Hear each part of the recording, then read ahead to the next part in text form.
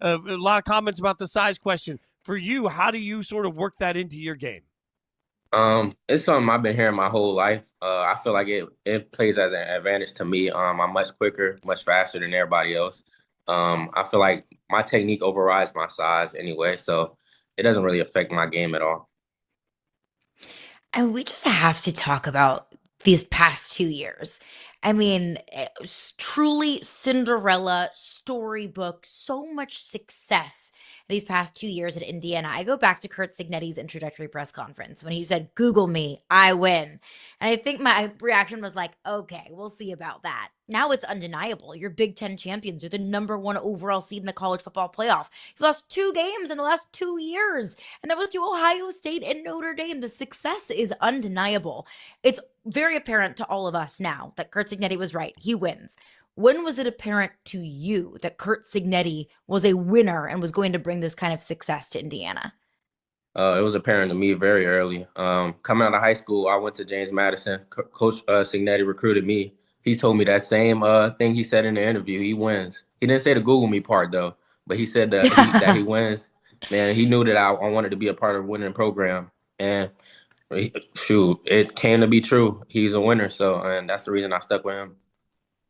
Have you felt a difference? Like, because we all think of Indiana football some kind of way, right? We're new to learning about Indiana football being this. Have you felt a palpable difference in the way people sort of treat the program?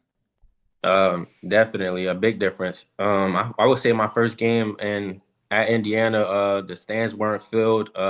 People were leaving at halftime, stuff like that. Now I look in the stands and it's sold out every game. Nobody's leaving. All the support is going up throughout the community. I would say it's a whole different thing now. So yeah, definitely the support has grown since I've been here. You started with Coach Signetti at JMU, obviously followed him to Indiana. You've had a decent amount of time around Coach Signetti. What is one of your favorite Coach Signetti stories? Um, I would say my freshman year, just me being so young. He would just always get on me about just getting the places on time and stuff like that. I don't have a specific story, but I just remember him getting on me about getting the places on time, and that always stuck with me. So I carried it throughout my college career, and I feel like that made me a better person. So yeah. What makes him Is a he, special coach? I would say he's more of an offensive guy, but he gets on the defensive guys about fundamentals and stuff like that, stuff that we need to hear. But I think that the thing that makes him different is that he's a film junkie. Like he knows every little thing, the ins and outs of every little thing. I would say when he speaks, it speaks volume. So he don't speak a lot, but when he speaks, a lot of people know that it's important and it helps throughout the facility. So yeah. Fitz mentioned off the top that you were named All Big Ten for the second consecutive year. Congratulations, by the way. I know the Thank you. ultimate goal has yet to be realized. I know that the national championship is the focus, is the goal, is the pie in the sky thing that everybody is striving for. But I'll give you an opportunity to brag on yourself for a second. What does that mean for you?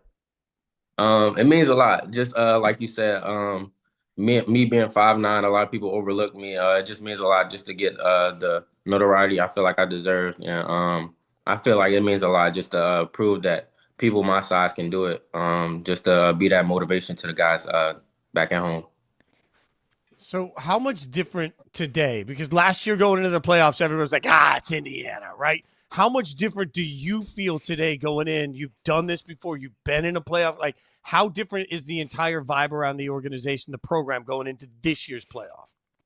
I feel like it's very different. I feel like last year we kind of shocked a lot of people, maybe even shocked ourselves. I feel like it's expected this year. We expect to win. We expect to win those big games. So I feel like it's different from the way we approach it and our mindset. So I feel like it's very different, honestly.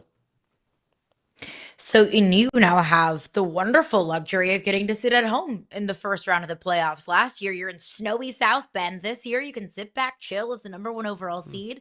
So when you sit down to watch that Alabama-Oklahoma matchup, because you'll get the winner of that game in the second round of the playoffs, how do you watch it? For me, I'm a cornerback, so I'm looking at the receivers, their route concepts and stuff like that. How the quarterback reads the defenses, I'm looking at all the little things that regular fans aren't looking at, but that's the things I'm going to be watching for, just to gain any advantage I can. As a corner, you get the opportunity to go up against Fernando Mendoza all the time. Obviously, your teammate just won the Heisman. What makes him special? I would say his ability to read defenses and break them down as the play goes on. A lot of quarterbacks you see can't read the defenses like he does. I feel like he's very smart, and I feel like he got the arm talent, as you can see. So yeah. Was there a moment you saw this year where you were like, "Yeah, that's it. That's it. Guy's going to win the Heisman." Yeah, I would say it was like one practice in the middle of the season. I want to say it was like Oregon week. We had like got out of practice and like I got treatment. It's like an hour later and he's still on the field like throwing and stuff like that. I see him still throwing. He's out there by himself. I was like, yeah, that's gonna be the guy. So yeah. There's been a lot made of him. Like, let's be honest. Everybody's learning about Fernando for the first time, right? So a lot of people thought he kind of came off, as a very innocent person. It's got that sort of personality quirk. For you as a leader, when you see him, he just comes across different than a lot of quarterbacks. How has his leadership style sort of impacted that locker room? Yeah, like you said, he's a different guy. He gets along with everybody in the locker room. Everybody respects him. I feel like it is different from different quarterbacks. Like last year we had Curtis Work, who was a completely different quarterback from Fernando. I would say Curtis, you really didn't talk to Curtis like that, but around the locker room, Fernando talked to you, anything. Like he's cool with everybody. And he also bought the Heisman Trophy in the locker room and had everybody take pictures with it. So that's how you know like what type of guy he is from there. That is so awesome. And I think everyone kind of fell in love with Fernando Mendoza in his post-game press conference after the Big Ten championship game. But and Fitz mentioned that you're going up against Fernando and Mendoza in practice. Well, in that game, you're going up against two of the best receivers in college football. You've got Jeremiah Smith and you've got Carnell Tate on that team. Big Ten is chock full of great wide receivers. Who's the toughest receiver that you have covered this season? Yeah, I would say Jeremiah Smith. That was my high school teammate. I've seen him do what he did in high school. But it's no question Jeremiah Smith to me. I would say like that size and that speed. You don't see that nowhere else. I feel like that he's the best player. So yeah. What did you Star-studded guys high learn school. about your? Yeah, I mean, my God, that's yeah. What were those high school practices like? Come on. It was very competitive. I played inside, but when I used to guard him in one-on-ones, it was that very competitive. Same as like the game. So yeah. What did you guys learn about yourself in the Big Ten championship game? We learned that we can face adversity. We know how to react to adversity. I feel like we learned that no moment's too big for us as well. Because a lot of people said we couldn't get over that hump, like winning big games, and I feel like we showed that we can do that. So yeah.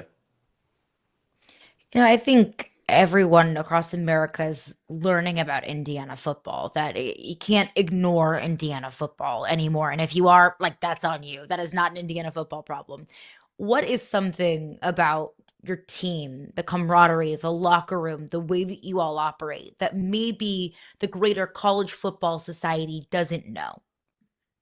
I would say we're a very close knit group. Everybody sticks together no matter what. Like everybody has each other's back.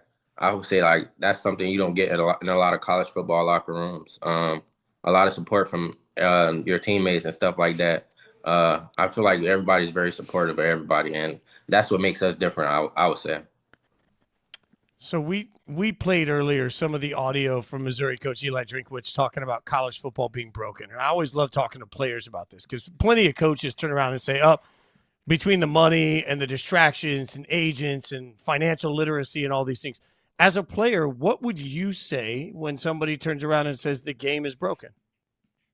I would say that could be the case, but it also is positive things to it to this new era. I would say you can meet a lot of new people. A lot of people go like with the transfer portal. It also are like more benefits with that. Like kids can help their families out quicker, stuff like that. So I would say it's more benefits than bad things. So honestly. Do you find a lot of distractions? Like for you, for all of the success that you're having, do you feel like you're getting pulled in a million different directions outside of just focusing on football? Yeah, but I know how to handle it. I would say I got the right people around me, and when you have the right people supporting you, it's easy to keep your head focused on the main thing, and that's football. So yeah.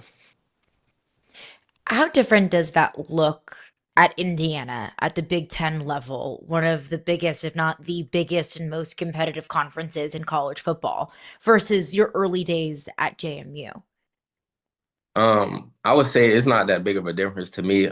It's just a bigger crowd, bigger audience, I would say. But like from a competitive standpoint, it's skill players. I feel like in the Sun Belt, I feel like but you won't see players like Jeremiah Smith. That's I would say that's a difference. But other than that, like they got good skill players there as well. But I would say the main difference is the trenches. But I play on that like I'm a skill player, so like I would see good receivers in the Sun Belt and good receivers in the Big Ten as well. So yeah.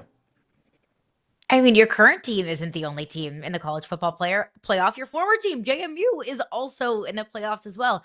Do you still have friends on that team? If so, like, what are they feeling like? What are the vibes at JMU headed to the CFP?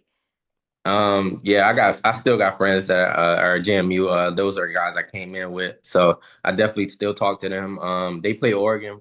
They asked me about Oregon, how Oregon was and stuff like that. But yeah, I still support them. I'll be watching that game as well. And I just wish them the best. So yeah.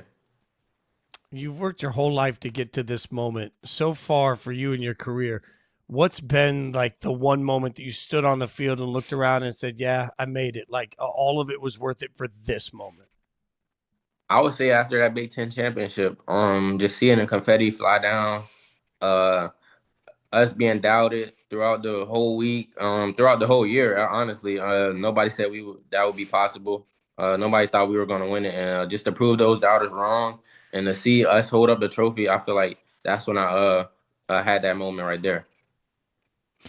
You may have another one of those moments upcoming because you are playing in the granddaddy of them all in Pasadena at the Rose Bowl on New Year's Day. I get chills thinking about it. Like that is the pinnacle of college football.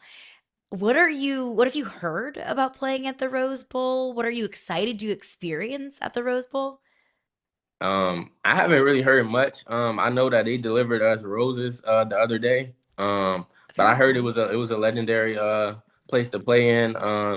I watched Alabama Michigan play in that game. That was the last Rose Bowl I watched, but I don't know too much about it. So yeah. What's the How have best you guys swag that stayed you've sharp? gotten? No. I can repeat that. Sorry, you mentioned that you got roses from the Rose Bowl. What's the best swag that you've gotten either from an NIL deal or from a bowl Oh. game? They haven't delivered the gear yet, but I'm pretty sure we'll be getting that coming up soon. Ooh, That's excited to see amazing. it. D'Angelo, this has just been for all of us that cover the sport, watching this team has just been incredible. It's what I love about college football. Can't wait to watch you guys in the playoffs. Really appreciate your time, man. Happy holidays, obviously. But most importantly, can't wait to watch you guys and see how this run ends, man. If you when you're hoisting the national championship trophy, you got to come back, hang out with us. Let us know how that moment compared for you, brother. We appreciate your time, man. Thanks for hanging out Got with you. us. Thank you.